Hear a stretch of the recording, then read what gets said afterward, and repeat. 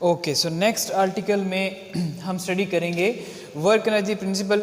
Work energy principal basically अब तक हमने जितनी चीज़ें डिफ़ाइन की हैं वर्क के लिहाज से, एनर्जी के लिहाज से, वो एनर्जी के लिहाज से इन टर्म्स ऑफ वर्क हैं और वर्क के लिहाज से इन टर्म्स ऑफ एनर्जी हैं। इसका मतलब है हमें कोई ना कोई ऐसा रिलेशन बताना पड़ेगा जो कि यहाँ पे हमें ये चीज़ समझाएगा कि वर्क जो है वो किस तरह से एनर्जी के साथ रिलेट होता है, किस तरह से एनर्जी में कन्वर्ट होता है, या कब हम उसको एनर्जी कह सकते हैं और कब हम उसको वर्क के तौर पे कंसिडर कर सकते हैं। सो वर्क एनर्जी प्रिंसिपल को सबसे पहले स्टेट करते हैं। इसकी स्टेटमेंट क्या होगी कि वर्क एनर्जी प्रिंसिपल हमें ये बताता है कि जब किसी बॉडी पे वर्क किया जाए तो वो वर्क डन जो है उस बॉडी की या तो काइनेटिक एनर्जी को चेंज कर देता है या फिर पोटेंशियल एनर्जी को चेंज कर देता है। ठीक है, या तो उसकी काइनेटिक एनर्जी चेंज हो जाएगी, इंक्रीज़ हो जाती है, या उसकी पोटेंशियल एनर्जी जो है वो चेंज किसी ना किसी तरह से एनर्जी में जाके स्टोर हो जाता है। किसी भी बॉडी पे वर्क डन किया जाए तो वो उसकी एनर्जी के अंदर स्टोर हो जाता है। फॉर एग्जांपल, जब आप किसी को थप्पड़ मारते हैं तो उस के दौरान आपकी एनर्जी यूज़ हुई है और वो एनर्जी जो है उसकी वजह से अगला बंदा जो है उसकी एनर्जी हाई हो जाती है। ठीक है, और उसके नतीजे में जो हीट प्रोड्यूस होती है उसकी वजह से हम उसको एनर्जी को डिलीवर होते हुए देख भी सकते हैं। सो इसके अलावा हम बहुत बेशुमार एग्जांपल्स हैं जो कि हम कंसिडर कर सकते हैं। फॉर एग्जांपल, जब हम पानी का जो टैंक है उसको फिल अप करने के लिए मोटर चलाते हैं तो हम क्या करते हैं, पानी को नीचे से उठा के ऊपर लेके जाते हैं। तो बेसिकली हम उसकी पोटेंशियल एनर्जी को चेंज कर रहे हैं। ड्यूरिंग द मोशन उसके अंदर काइनेटिक एनर्जी थी, वर्क डन जो है वो काइनेटिक एनर्जी की फॉर्म में मौजूद था।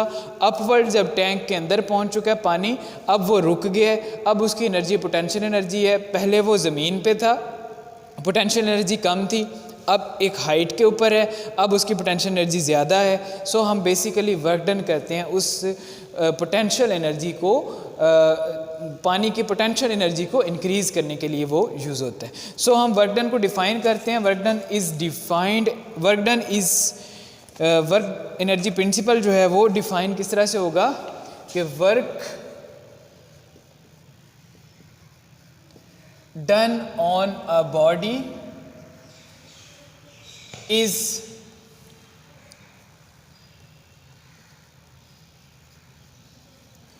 equal to change in its energy। अब ये एनर्जी जो है काइनेटिक एनर्जी भी हो सकती है या पोटेंशियल एनर्जी भी हो सकती है। ठीक है जी, मैथमेटिकली हम इसको किस तरह से लिखते हैं,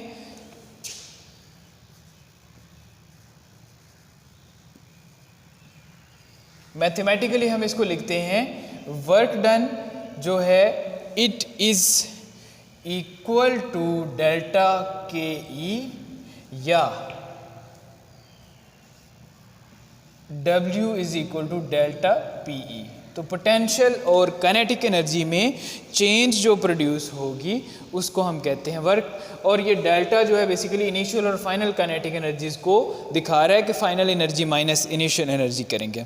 अब इसको हम प्रूफ करते हैं कि किस तरह से इसको प्रूफ किया जा सकता है for kinetic energy.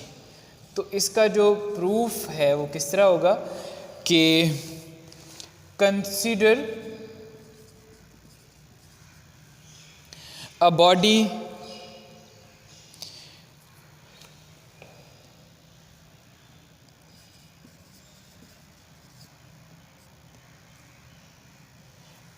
is moving under a force। ठीक है जी, एक बॉडी है उसके ऊपर एक फोर्स लग रही है और फोर्स क्या है, F is the force acting on body, M is the mass, A is the acceleration. तो इन तीनों चीज़ों को यूज़ करते हुए हम क्या करेंगे, बाय न्यूटन्स सेकेंड लॉ हम लिख सकते हैं F is equal to ma।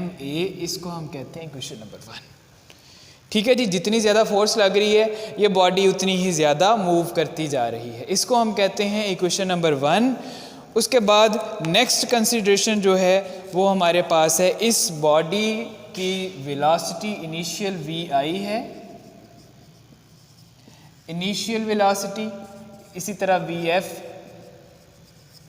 Final velocity है, और इसने जो डिस्टेंस कवर किया है वो d के बराबर है। Distance covered by the body, और इस इंफॉर्मेशन के मुताबिक हम बाय इक्वेशन ऑफ मोशन क्या लिख सकते हैं, 2as is equal to vf square minus vi square. तो 2a इंटू एस की जगह पे हमने d लिख दिया, यहाँ पे distance is equal to vf square minus vi square. इसको कहते हैं इक्वेशन नंबर 2। बाकी चीज़ों को मैं इरेज कर देता हूँ, आपके पास इक्वेशन नंबर 1 और 2 आपने याद रखनी है। ओके, सो ये दोनों इक्वेशंस जो है वो हमने रीराइट कर ली हैं। अब हम क्या करते हैं, इस इक्वेशन में से डिस्टेंस को अलहदा कर लेते हैं और बाकी जो चीज़ें हैं उनको एक साइड पे, तो 2a डिवाइड हो जाएगा। This is equation number 3। अब मल्टीप्लाई करेंगे इक्वेशन नंबर 1 और 3 को आपस में, तो मल्टीप्लाइंग इक्वेशन 1 विद 3, 1 इक्वेशन वो है, 3 हमारे पास ये है। लेफ्ट साइड को लेफ्ट साइड से मल्टीप्लाई करेंगे तो एफ डी आ जाएगा, f multiplied by d. Right side को राइट साइड से मल्टीप्लाई करेंगे, m a multiplied by v F square minus v I square over 2a। अब देखें आप, राइट साइड के ऊपर एक्सेलरेशन जो है ये कैंसिल आउट हो जाएगी, और बाकी हमारे पास रिमेनिंग पार्ट क्या होगा, m को मल्टीप्लाई कर दें, m v square minus m we I square divided by 2। इस डिवीजन को भी अलग-अलग कर लेते हैं, तो ये आ जाएगा half into m V F square minus half into m we I square. अब इस इक्वेशन में यहाँ पे एफ डी है और ये वर्क के इक्वल होता है, ये आपको पता है। अब इसके अंदर देखें, this is final kinetic energy, this is initial kinetic energy. अब इसके मुताबिक हम क्या लिख सकते हैं, इस इक्वेशन को W is equal to kinetic energy final minus kinetic energy initial. ठीक है, इसको हम लिख सकते हैं डेल्टा के ई के बराबर। तो वर्क डन जो है ये आ जाएगा डेल्टा के ई के बराबर। यहाँ पे जो काइनेटिक एनर्जी फाइनल है वो क्या होगी, half M V F square, और काइनेटिक एनर्जी इनिशियल जो है ये किसके बराबर होगी, half M we I square. So ये जो स्टेटमेंट है W is equal to delta K dot E, delta into kinetic energy है। ठीक है, तो change in kinetic energy is equal to the work done. तो वर्क डन जो है ये बॉडी की एनर्जी, काइनेटिक एनर्जी को चेंज कर देगा। यही हमने स्टेट किया था, this is work energy principal.